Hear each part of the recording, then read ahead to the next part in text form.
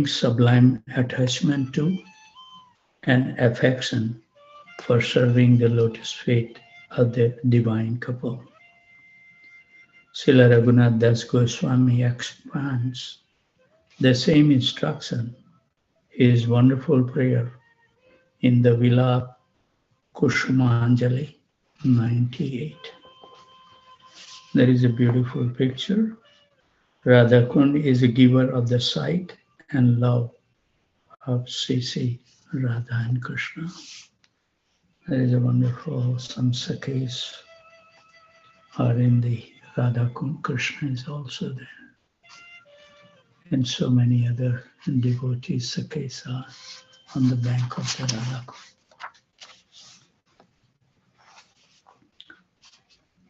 O Radha Kund, in your waters, my worshipable divine goddess Sri Radha always sports in various pastimes with her beloved Krishna. You therefore are extremely dearer to both of them than all the dear objects.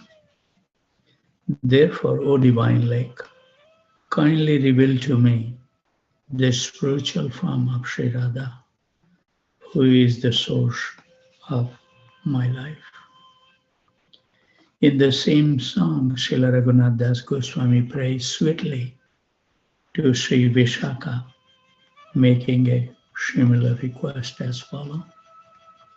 O beautiful Vishaka, I shall not leave your association for even a moment. You are the same age as Sri Radha, and for this reason, you are the abode of her confidential secrets. O Goddess, showing me the form of my divine Goddess Radha, please save the life of a person like me who is dying in separation. So these are the only words to glorify the Radha Kund. And now meditation on the Giri Govardhan. So I think we should read some. Meditate on Govardhan, who bestows sublime love to the lotus feet of the divine couple. Srila Raghunath Das Goswami prays to Govardhan Hill in his Govardhan Vash Prarthana Daskam as follows. O King of Mountains Govardhan, the moon face Sri Radhika spoke a beautiful verse proclaiming you to the best of all the devotees. The confidential Vedas clearly glorify you as the tilak decorating the land of Braj. Kindly grant me residence near you. The essence of the above composition is that Srila Raghunath Das Goswami desires residence at the feet of Giriraj Govardhan. And there is a picture, nice. Govardhan is a giver of the sight and love for Shri Radha and Krishna. Haribo. The Krishna is taking the calf on his lap, and the Gopa is watching, surrounded by another Gopa's cow and calf at the Govardhan Hill. As we also remember in the Syamavan at the Giri Govardhan, when Chaitanya Mahaprabhu did the parikrama, he embraced the Giri Govardhan in the Syamavan. So it says that Raghunath Das Goswami desired residence at the feet of Giriraj Govardhan and prays that Sri Giriraj will cause aesthetic love in his heart to awaken for the lotus feet of the divine couple, Sri Radha and Krishna. Seeing or taking darshan of the Radha Kund and Govardhan invokes exclusive devotion in one's heart. Indeed, all of the location of Krishna's transcendental playing and pastimes bestow pleasure, and one should therefore always meditate on them. Mentally, we should always reside in Braj. The spiritual practitioner should always remember the above 6 subject matters with great affection. So I think let's finish this Bhaktivinoda Thakur commentary. Srila Bhaktivinoda Thakur, Manahasik Abhas, Song 9. My goddess Sri Radha is the moon in the forest of Braj, the ruler and the master of Vrindavan.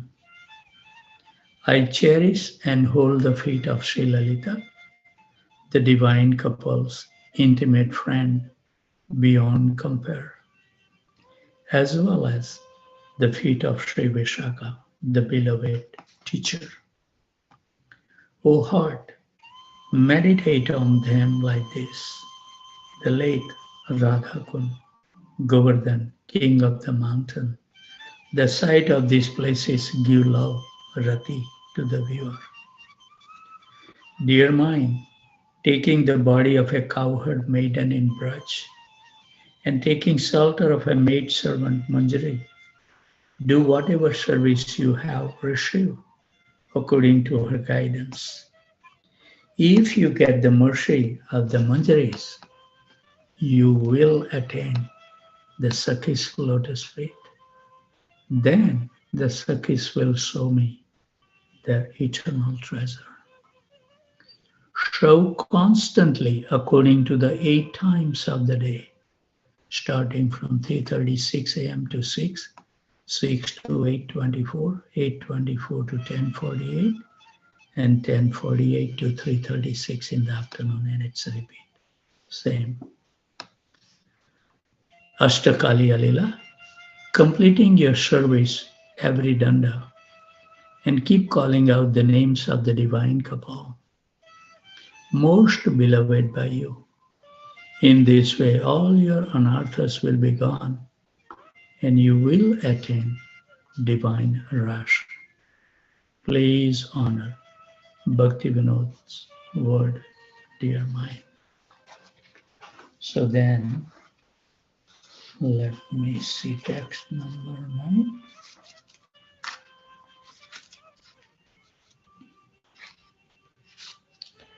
From tomorrow, we will be reading the commentary by first Shivram Maharaj. So looking forward for that tomorrow. And we will be now dwelling in the life of our dear Srila Prabhupada, who has put an immense effort and sacrificed his life to show us the path that we can follow in his footsteps and remain vigilant, because this material atmosphere is such, Maya Devi is so strong. We have experienced that to maintain our sadhana, how much extra effort we have to put, and still we fail to maintain. So unless we get the mercy of those, it's difficult. And life is going so quickly. We never know where the end is going to come, but we have our own plan. That's the problem.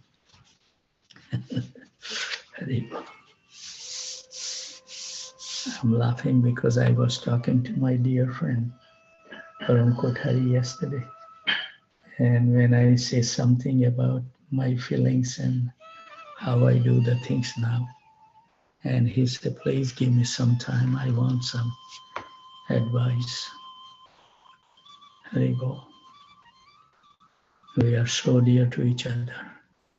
So this topic is continuous. So we will read one paragraph to bring up to the speed, and then we will continue.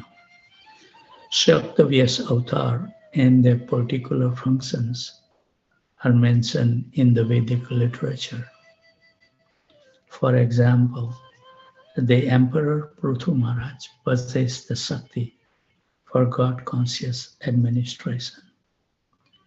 The four Kumaras possessed the Shakti of transcendental knowledge, and Narad Muni possessed the Shakti of devotional service. Lord Buddha, whose name and activities are described in Srimad Bhagavatam, is also Shaktavyas avatar. And even other divinely empowered personalities outside the Vedic culture, such as Jesus Christ and Muhammad, are accepted by Vaishnava acharyas as Shaktavyas avatars. So that's where we left. So now we will continue. Srila Prabhupada activities during the year 1968 through 1971 established him as Shaktavyas avatar, and he fulfills the predictions of the scripture. Prithvite ache yata nagaradi grama sarvata prachara haibe mora nama. Quote, in all the villages and towns all over the world, everywhere, the Sankirtan movement of Lord Chaitanya will be preached, unquote. Even from the viewpoint of religious history, Prabhupada's preaching was a fulfillment of the mission of Lord Chaitanya, who had appeared in West Bengal about 500 years before Krishna consciousness came west. The Vedic literature and the Vaishnava acharyas concur that Lord Chaitanya is the original Supreme Personality of Godhead, Krishna himself, appearing in this age as a pure devotee of the Lord. And just as Lord Krishna appeared with his plenary expansion Lord Balaram, Lord Chaitanya appeared with Lord Balaram's incarnation for Kali Yuga, Lord Nityananda. Srila Prabhupada can be appreciated not only generally as the empowered representative of the God, but specifically as the manifestation of Lord Nityananda. According to Gaudiya Vaishnava philosophy, Lord Krishna manifests himself to the souls of ordinary man through Lord Nityananda. The individual soul requires the help of God to realize God. This help comes by the causeless mercy of Lord Nityananda, who is therefore known as the original Guru. Although Lord Nityananda is the direct expansion of Lord Chaitanya, his pastime is to serve Lord Chaitanya by redeeming the fallen souls. Lord Nityananda and his representative, the spiritual master, do not alter the scriptures or the teaching of Lord Krishna, but make them more accessible and understandable. Lord Chaitanya commissioned Lord Nityananda to preach the holy name at everyone's door. And Lord Nityananda, exemplary mode of rigorous, compassionate preaching, was also the mode of Srila Prabhupada. As Srila Prabhupada imparted this mood to his disciples, they in turn went out onto the street of cities around the world to distribute to everyone the mercy of the holy name of God. Lord Nityananda is especially renowned for saving two drunkard brothers, Jagai and Madai, even though they had assaulted him when he had attempted to bless them with the holy name. In Lord Nityananda's time, Prabhupada on several occasions explained that there were only one Jagai and Madai, but now The whole world is filled with Jagai and Madais. And Prabhupada was recruiting his disciple from these Jagais and Madais. Srila Prabhupada fully displayed Lord Nityananda's compassion in taking all risk and freely giving the holy name. Even Lord Nityananda himself, during his appearance in India, did not approach as many fallen souls as Srila Prabhupada. Nor did he approach souls in such degraded conditions of life or in so many rejected parts of the world. But he has done so now through his representative, Srila Prabhupada. As the recipient of the combined mercy of Gaur-Nitai, Lord Chaitanya and Lord Nityananda, Srila Prabhupada blessed the world with love of God. Srila Prabhupada, however, never described himself as a great empowered personality, either in public or among his disciples. But he stressed that he was in disciplic succession, carrying the authorized knowledge. And he encouraged his disciples to take the same positions. Good. We want to create many pure devotees so that other people will benefit with their association. In this way, the number of pure devotees increases. Unquote. Prabhupada knew well that propagating Krishna consciousness was not a professional business. Although in India, many professionals spoke or wrote on Srimad Bhagavatam to earn their livelihood, they could not convert materialistic people to devotional service. Only a pure devotee could change the materialistic heart. Prabhupada did not even conclude that he was a pure devotee, only that he was the servant of a pure devotee, Srila Bhaktisiddhanta Saraswati Maharaj, his Guru Maharaj. Prabhupada prayed that before he left the world, he could create a living family of pure devotees to spread the parampara teaching of Krishna consciousness and protect them from being changed or obscured. He emphasizes that all the preachers of the Krishna consciousness movement could become pure devotee by following the regulative principles, avoiding sinful life, and regularly chanting Hare Krishna. Only in this way, he said, could the devotees have an effect on others. October 18, 1971. Having spent a busy 5 weeks in Africa, Prabhupada was ready to travel on to India. His plan was to visit Bombay, Calcutta, and Delhi. He had made a strong beginning for ISKCON in India, with land in Mayapur and centers in Bombay, Calcutta, and New Delhi. And he had groups of disciples strategically located in other parts of India. Indians were recognizing ISKCON and appreciating its festivals, kirtans, and prasadam. Like members were offering service and being benefited. They were receiving and reading ISKCON publications, and they were helping support the ISKCON centers. And this was only a start to get a foothold anywhere, whether in India, Africa, America, or Russia, was certainly a great accomplishment. But a foothold was not enough.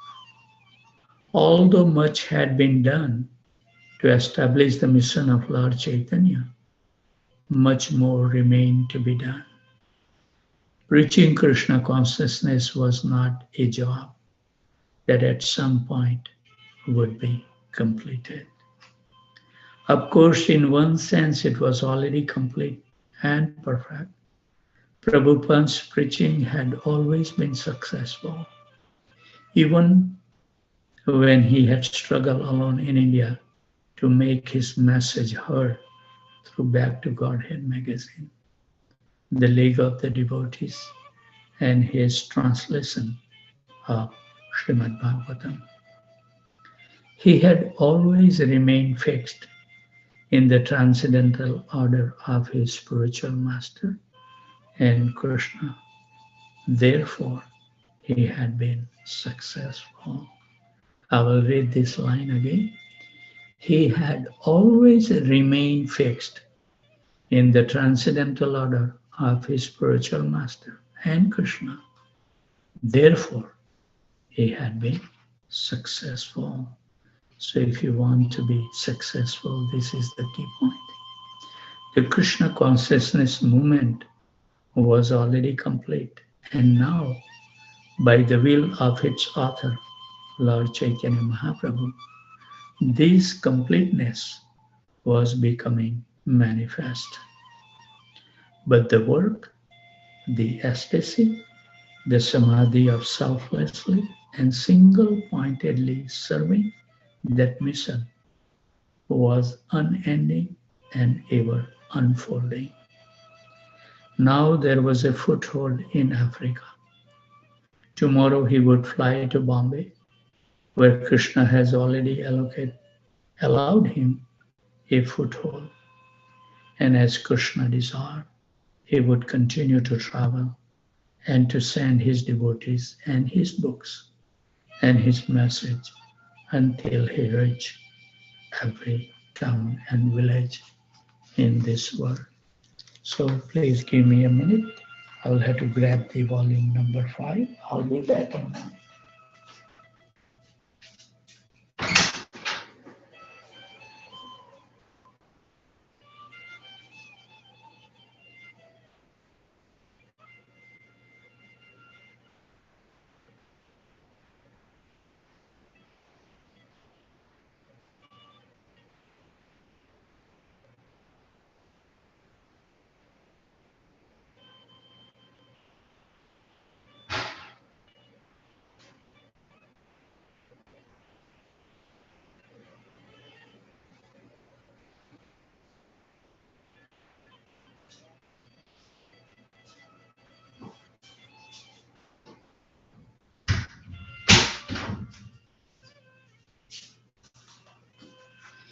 So we will be embarking on Srila Prabhupada Lilamrita, volume number 5.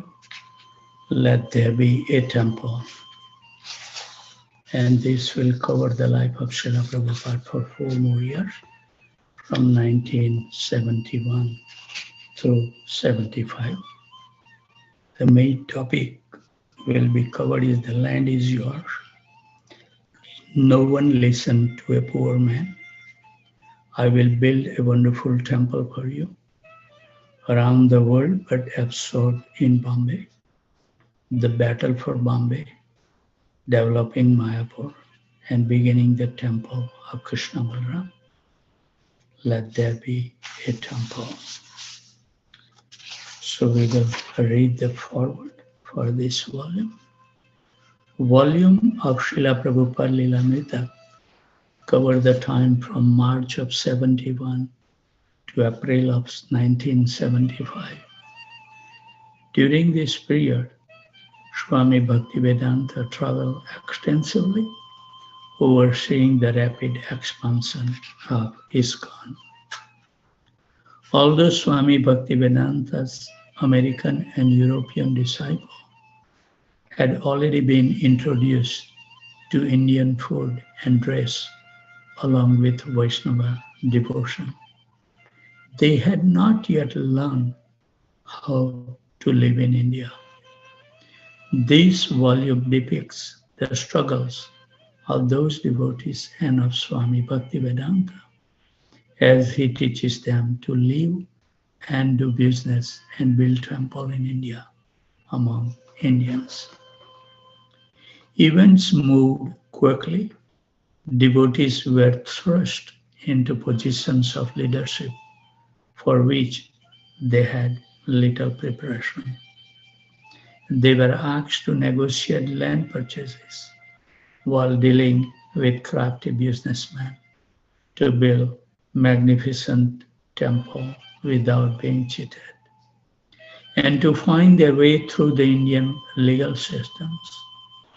Sometimes they confronted open arms and sometimes suspicion, and they met with various degree of jealousy among the caste Goswamis in Vrindavan. Western devotees, accustomed to a comfortable standard of living, found themselves living on a land infested with rats, mosquitoes, and even snakes. They chanted and preached, but also protected and fought for their cause in as diplomatic a way as possible.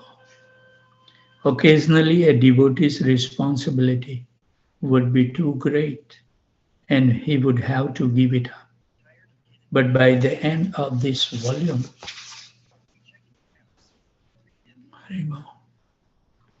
there is always a ad comes out. Let me see.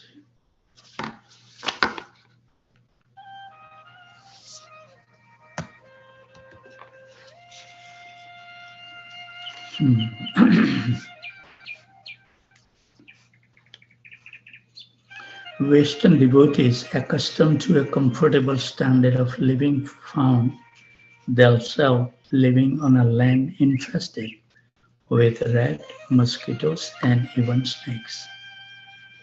They chanted and preached, but also protested and fought for their cause in as diplomatic way as possible. Occasionally, a devotee's responsibility would be too great and he would have to give it up. But by the end of this volume, due to the constant guidance of Swami Bhaktivedanta, ISKCON had become successful at the three sites too important to the Swami's vision for ISKCON in India, to Vrindavan, Bombay, and Mayapur. Like the previous volumes, this is a human story. It is the story of a Vaishnava Guru as understood by his disciple.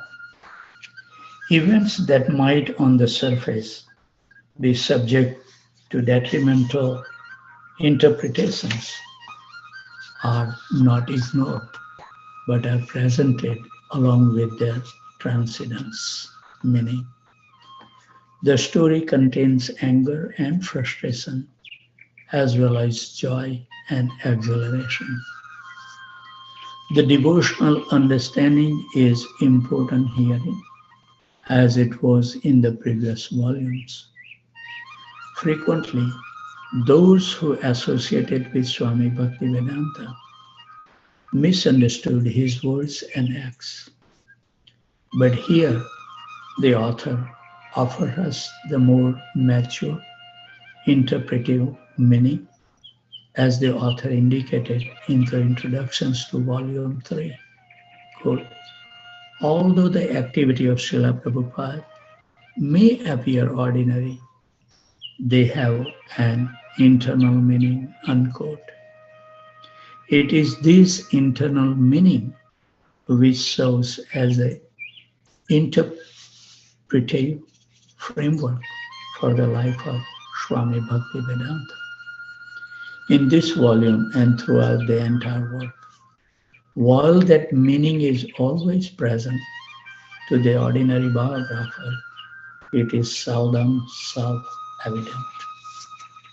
Those readers who have been fascinated by the first 4 volumes of Swami Bhaktivedanta's biography will be fascinated by this volume as well. Like the others, it provides rich data for understanding the growth of a religious movement new to Westerners. It provides documentation more extensive than that available for any other such movement. For the historian of religions, it offers more evidence for the significance of sacred time and sacred space as a motive in religious experience. Of particular significance is that this volume shows ISKCON to be not merely a new religion concentrated on the two coasts of North America, but a movement deeply rooted in India, while reaching throughout the world. It is an Indian religious movement in that is originated in India and continues to live and grow in modern India. Dr. Robert D. Baird, Professor, History of Religion, School of Religion, University of Iowa. 6:54, time has come, so we will start reading tomorrow, preface and then introduction, and then we will continue dwelling in the life of Srila Prabhupada. And I think while reading, we should learn so many practical things by reading those things, and that will help us to mold our life nicely. So before the devotees leave, let's offer our humble obeisances by uttering the mantra. Vanchakalpatarubhasya kripasindhubhaivacha patitanam pavanebhyo vaishnavebhyo namo namah. Thank you very much for taking austerity to join every morning. I'm really indebted to you all for your kindness to take that austerity and give your kind association. So thank you very much. As usual, I'll give the 10 seconds. If anybody has any question, comment, correction, chastisement, suggestions, or reflections. If there is nobody has anything, then we will end the session after 10 seconds. Here is the 10 seconds.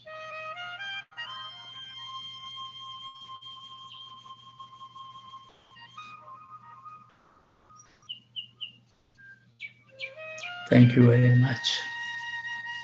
So kind of you all. Have a blessed day. Yesterday I removed those so many tulsi plants growing everywhere in my garden. Some of them is like in the crack in the concrete. So when you uproot them, it's only the root.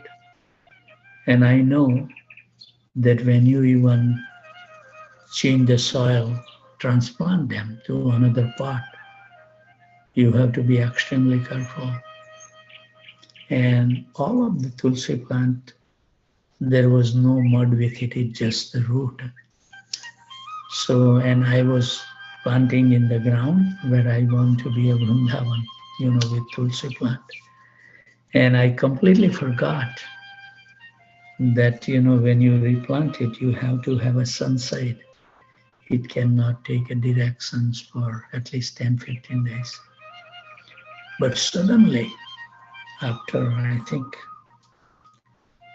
noontime, suddenly thought came that, hey, this Tulsi Maharani may be facing the sunrise.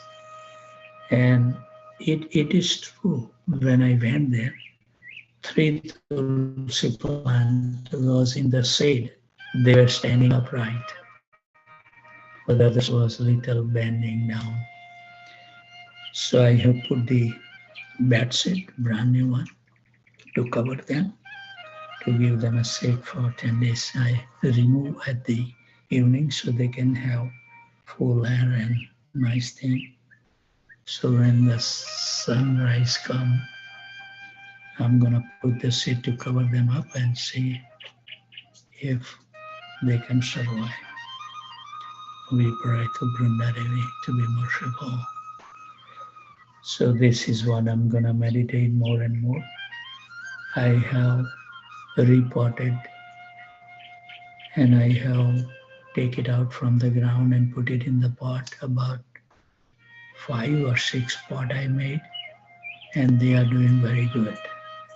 Except one is little weak because it was a big grown tulsi plant right in the concrete. So when I take it out, it's just the root, and it was big plant. So hope that Vrunda Devi will be merciful so I can save that. I'll try my best. I keeping my eye every couple of hours to see is there anything need to be done. So hopefully, but other fives look so healthy. So that's a good sign. I'll have to give one to Prafulanand Prabhu. So he has gone for Florida for 1 week or so, 10 days. When he come back, I think those plants will be ready to give it to him.